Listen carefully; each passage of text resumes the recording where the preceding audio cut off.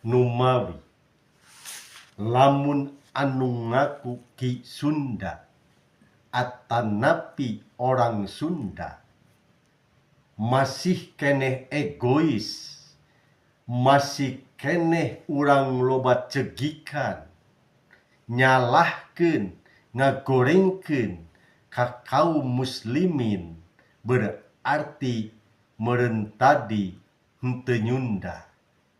Ki Sunda kudu nyunda, sabab Sunda lain suku jeung golongan atanapi ras, tapi Sunda sumberna ti Yang Maha Hidup atanapi Gusti Nu Maha Suci.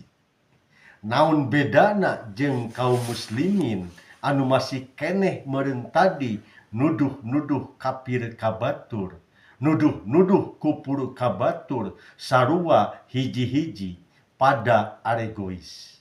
Nu matak tadi teh nu disebat Islam Sunda lain cicing dina suku ras jeung golongan, tapi tadi urang geus bisa sumerah diri.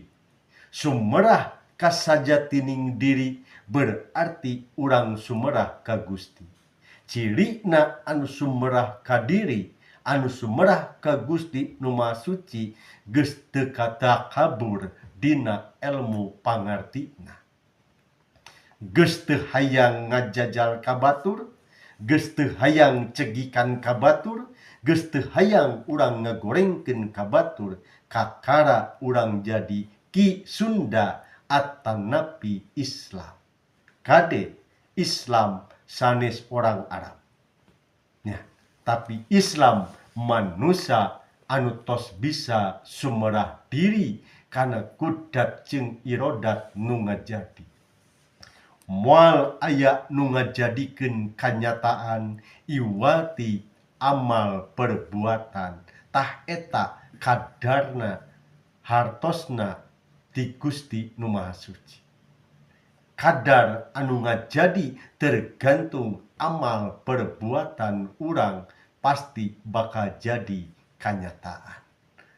Numawi kade anu ngaku Sunda ulah egois jeung takabur, pon kitu deui nu ngaku kaum muslim ulah bade urang nuduh-nuduh kafir ka batur, kufur ka batur. Mangga urang pada mawas diri, introspeksi, evaluasi urang ka diri, urang nyarira supaya tadi saling bergandengan. Sakitu sampurasun.